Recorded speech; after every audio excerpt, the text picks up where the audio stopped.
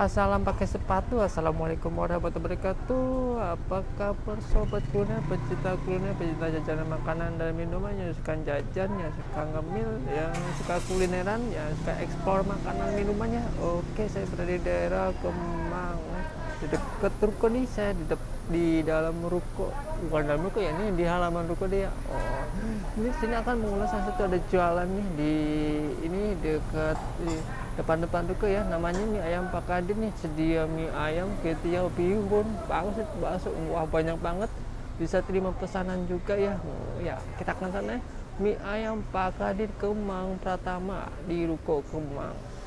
Wah, kayaknya mie bikin sendiri Pak ya Pak? Apa ini Ya, dari orang?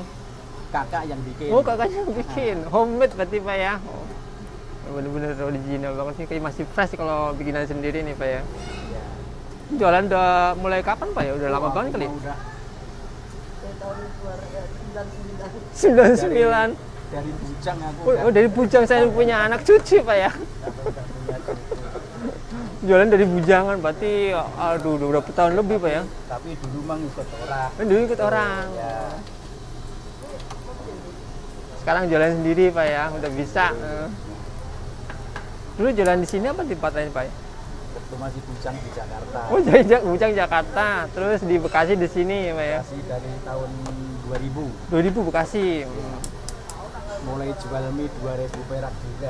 Wah, jual mie 2000 perak, buset, murah banget. Mungkin saya belum lahir kali ya. Kalau itu 2000 perak nih. Wah, ini topping ayamnya di sini nih. Wih, mantap nih. Kayak ayam kecap nih Pak ya. Ya. Oh, sambelnya di sana nih. Ini stoknya masih ada nih. Ya, jual mie pagi-pagi buat sarapan tuh mantap juga. Buka jam berapa nih Pak ya? Pagi-pagi jam 7 udah buka. Sampai siang Pak ya? Ya. Siang. Nah, di sini nih, lagi masuk ke sini nih. Terus, tanya Pak, ini seporsi berapa Pak kalau polos nih? Polos 12. 12. Ya. Paket bakso 14. Pakai bakso 14. Paket pangsit juga 14. Wah, pakai bakso 14. Kalau bakso pangsit beda lagi Pak ya? Bakso pangsit 16. Oh, bakso pangsit 16. Wah, mie-nya bener-bener fresh ya.